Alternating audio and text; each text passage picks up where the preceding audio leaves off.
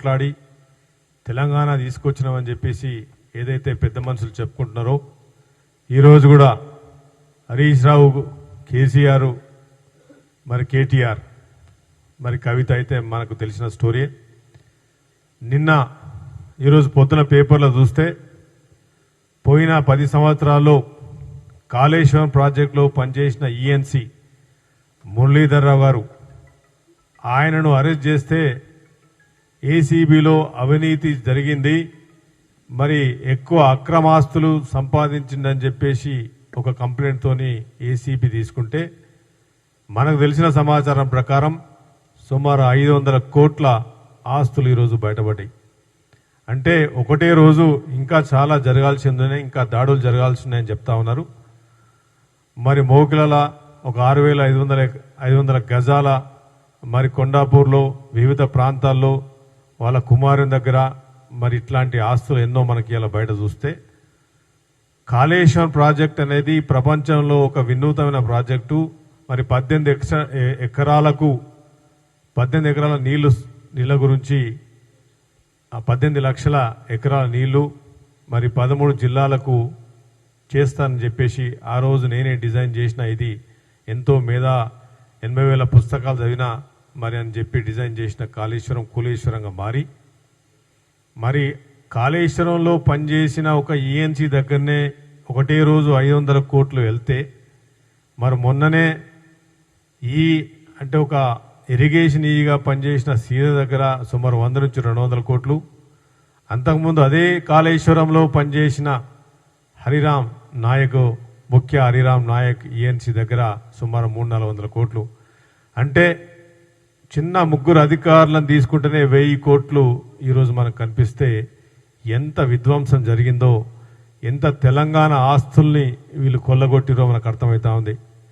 కేటీఆర్ పదే ముఖ్యమంత్రి గారి మీద మాట్లాడుతూ ఉన్నారు. మరి నేను అడిగేది కేటీఆర్ని, కేసీఆర్ని అడుగుతున్నాను, హరీష్ రావుని అడుగుతున్నాను.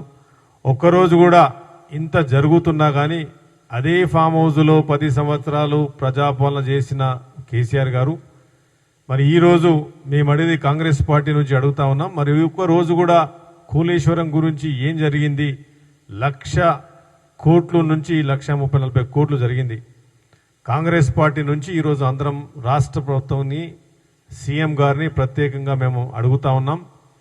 మేము రిక్వెస్ట్ చేసేది ఏంటంటే, ఒక అధికారుల్ని టచ్ చేస్తేనే ఇవాళ ఇన్ని 100 కోట్లు బయటకు వస్తున్నాయి.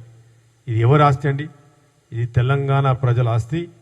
ఏదైతే నీళ్లు, నియామకాలు, నిధులు అని చెప్పేసి ఆ రోజు కేసీఆర్ మాట్లాడిండు, అదే ఇలా నీళ్ల విషయంలో మాట్లాడితే బనకచెర్ల విషయంలో మరి ఆంధ్రప్రదేశ్ ముఖ్యమంత్రి చంద్రబాబు నాయుడు ఏమంటున్నాడు? 100 టీఎంసీలు తీసుకపోతే ఏమవుతుంది మీకు అని అడుగుతున్నాడు. 3,000 టీఎంసీలు ఉన్నాయని చెప్పేసి ఆ రోజు కేసీఆర్ చెప్పిండు. యాడికెళ్ళి చెప్పిండు కేసీఆర్? ఏ సైంటిఫిక్ డేటా చూసి చెప్పిండు? ఏ ఇంటర్నేషనల్ డేటా చూసి చెప్పిండు 3,000 టీఎంసీ అని చెప్పేసి?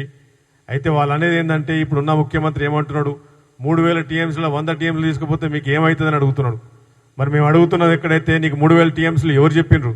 ఇలా బనకచెర్ల గురించి ముఖ్యమంత్రి గారు, ఇరిగేషన్ శాఖ మంత్రి గారు పోయి ఢిల్లీలో కూర్చోాల్సిన అవసరం ఉంటుంది. మీరు ఆ రోజు కృష్ణా బేసిన్ మీద కట్టాల్సిన ప్రాజెక్టులు మీరు నిజంగా కంప్లీట్ చేస్తే, నెట్టంపాడు కానీ ఇంకా మిగతా ప్రాజెక్టులు కానీ మీరు కంప్లీట్ చేస్తే మొదలు నీళ్లు మేము తీసుకుంటోళ్ళం కదా. తెలంగాణకు నీళ్లు మిగిలేటి ఇలా నోట్లలో నీళ్లు కొట్టేసి కిందికి నీళ్లు పోతున్నాయి. ఏ ప్రాజెక్టు కంప్లీట్ కాలే.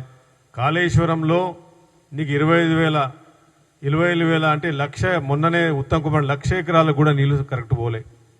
మరి అలా ఖాళీ కరెంటుకు 6,000 నుంచి 8,000 కోట్లు హై కెపాసిటీలో పనిచేస్తే 6,000 నుంచి 8,000 కోట్లు కరెంటు బిల్లులు కట్టాలి. ఇలా 1,40,000 కోట్లకు అప్పులు 8,000 కోట్లు కట్టాల్సి వస్తుంది. నేను అడుగుతున్న, డిమాండ్ చేస్తున్నాం ఏంటంటే, మరి పిల్లలకి అలా ఉద్యోగాలు లేవు. 10,000 రూపాయల నుంచి 15,000 రూపాయలకు పనిచేసే పరిస్థితి ఈరోజు దాపరించింది. స్విగ్గీలలో అక్కడెక్కడ గ్రామీణ ప్రాంతాల్లో వచ్చిన పిల్లలు ఉద్యోగాలు, ఇంటికి ఉద్యోగం ఇస్తా అని చెప్పి 10 సంవత్సరాలు నిజంగా నువ్వు ఉద్యోగాలు ఇచ్చుంటే, కేసీఆర్ నేను అడుగుతా ఉన్నాను, కేటీఆర్ని అడుగుతున్నాను. రోజు కేటీఆర్ పొద్దున ట్విట్టర్ కింగ్ లాగా ఎక్కడ పడితే ఒక ట్విట్టర్లో మరి ఎక్స్లో పెట్టడం తప్ప నిజంగా జరిగితే మరి ఇలా పిల్లలకు ఉద్యోగాలు ఎందుకు లేవు తెలంగాణలో అడుగుతున్నాను. ఇదే ధనిక రాష్ట్రంలో ఉద్యోగాలు ఎందుకు లేవు? మరి అవినీతి ఆఫీసర్లు ఎందుకు ఇన్ని వేల కోట్లు బయటకు వస్తున్నాయి? మేము అడిగేది డిమాండ్ చేస్తూ ఉన్నాం, కంపల్సరీ కాళేశ్వరంలో ఎవరైతే ఇన్వాల్వ్ అయినరో ఇంక్లూడింగ్ డిజైన్ నుంచి కాంట్రాక్టర్స్ నుంచి అధికారుల నుంచి 100% దాన్ని ఎంక్వైరీ చేయాల్సిందే. ఎంక్వైరీ కమిషన్ కాంట్రాక్టర్స్ కూడా పైపులలో ఎన్ని వేల కోట్లు మీరు అవినీతి జరిగిందో అందరికీ తెలుసు. చిన్న చిన్న పైపులలో కూడా మీరు ఎంత పర్సెంటేజ్ 100కు 200% పర్సెంటేజ్ ఇంక్రీజ్ చేసి 100 కోట్ల 1000 కోట్ల దాన్ని పెంచినరు. మేము ఒకటే క్వశ్చన్ చేస్తా ఉన్నాం, తెలంగాణకు ఏదైతే ఆస్తి నష్టం జరిగిందో, విధ్వంసం జరిగిందో, కాంగ్రెస్ పార్టీ తరపు నుంచి కేటీఆర్ను నువ్వు మాట్లాడే ముందు ఒక్కసారి ఆలోచించుకోమని చెప్తా ఉన్నాం. మరి హరీష్ రావు ఏ విధంగా విధ్వంసం జరిగిందో ఇరిగేషన్ శాఖ దాని ఆధ్వర్యంలో మీ కుటుంబంలోనే ఇరిగేషన్ శాఖ ఉంది. 10 సంవత్సరాలు మీ కుటుంబంలోనే ఇరిగేషన్ శాఖ ఉంది. కొన్ని రోజులు నువ్వు చేసినావు, కొన్ని రోజులు మీ మామ చేసిండు. మరి ఏదైనా మీ ఇంట్లోనే జరిగింది, ఈ అవినీతి జరిగింది. అవినీతిని మరి ఈరోజు ఇంత అప్పుల పాలై కాంగ్రెస్ పార్టీ పనిచేస్తలేదు, కాంగ్రెస్ పార్టీ 6 గ్యారెంటీలు చేస్తలేదు. మరి రేవంత్ రెడ్డి ఢిల్లీకి ఎందుకు పోయిండు, ఎరువులకు పోయిండా, బస్తాలు మూస్తాందుకు పోయిండు, పైసలు నోట్ల కట్ట తీసుకుపోయిందని ఇష్టం ఉన్నట్టు నోరుకు వచ్చినట్టు మాట్లాడుతున్నాడు కేటీఆర్. ఎందుకంటే నువ్వు ఒక్కసారి ఆలోచించుకుంటే ఇవాళ హైదరాబాద్ చుట్టుపక్కల భూములు కానీ ఇరిగేషన్ ప్రాజెక్టులు కానీ ఎక్కడ ఎవరు కూడా రూపాయి నువ్వు మిగలనీయలేదు. మరి ఇదే బనకచర్ల గురించి ఇంత కొట్లాడాల్సిన పరిస్థితి కాంగ్రెస్ పార్టీకి ఎక్కడొచ్చేది?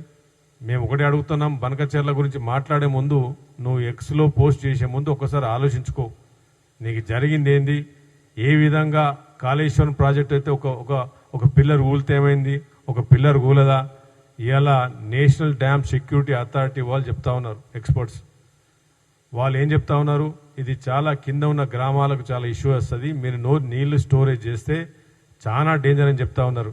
మరి ఒకటే అడుగుతా ఉన్నాం, మీరు మాట్లాడే ముందు, ముఖ్యమంత్రి గారి ముందు మాట్లాడే ముందు, ఇరిగేషన్ మంత్రి ముందు మాట్లాడే ముందు మీరు పనిచేసిరు, 10 సంవత్సరాలు మీ అధికారంలో ఉన్నారు, 10 సంవత్సరాలు మీరు ఈ ప్రభుత్వాన్ని నిందించే ముందు మరి అలా సన్నబియ్యం కానీ ఇలా కొత్తగా రేషన్ కార్డులు కాంగ్రెస్ ప్రభుత్వం వచ్చిన తర్వాత రేషన్ కార్డులు షురువైనాయి. 10 సంవత్సరాల రేషన్ కార్డులు లేవు. మీరు ఒకటే గుర్తుపెట్టుకోవాలి, ఇందిరమ్మ ఇల్లుది డబుల్ బెడ్రూమ్ టోటల్గా ఫెయిల్ అయిన బీఆర్ఎస్ పార్టీ ఇలా డబుల్ బెడ్రూమ్ చేస్తూ ఉంది. మురళీధరరావు గారు ఏదైతే ఈఎన్సీని నిన్నటి నుంచి సోదాలు జరుగుతున్నాయో కాంగ్రెస్ పార్టీ నుంచి మేము డిమాండ్ చేస్తూ ఉన్నాం, కంటిన్యూస్గా వారి కింద మురళీధరరావు కింద ఇంకా ఎవరైతే పెద్ద చేపలు ఉన్నాయో ఇంకా అధికారులు ఉన్నారో అందరినీ కూడా ఎవరిని కూడా వదిలిపెట్టద్దని ఏసీబీకి మీరు మాట్లాడే ముందు దీనికి సంబంధించిన నాయకులను కూడా తప్పకుండా ఎంక్వైరీ చేయాలని చెప్పి మేము కోరుకుంటూ, మరి కాంగ్రెస్ పార్టీ ఈరోజు ప్రజల గురించి పోరాడుతూ ఉన్నది, ప్రజాపాలన నడుస్తూ ఉన్నది.